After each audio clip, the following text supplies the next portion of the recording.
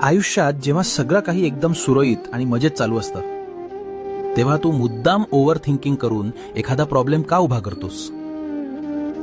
स्वतःच्याच सुखाची भीती का वाटते? ही तुझी सर्वात विचित्र सवय आहे. तुला टेन्शनमध्ये राहायची इतकी भयंकर सवय झाली आहे की साधं सुख पचवताच येत नाही. कुणी तुझ्याशी चांगलं वागलं की वाटतं याचा नक्कीच काहीतरी स्वार्थ असेल. सगळं शांत असलं की तूच जुने विषय उकरून काढतोस आणि स्वतःची शांती उद्ध्वस्त करतोस. बाळा, प्रॉब्लेम परिस्थितीत नाही, तुझ्या या विचार करण्याच्या पॅटर्नमध्ये आहे. सतत संघर्षात आणि दुःखात राहणं म्हणजे मोठेपणा नाही.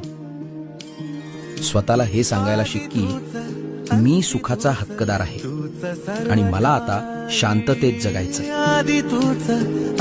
जगण्याला मोकळीक दे, भिऊ नकोस.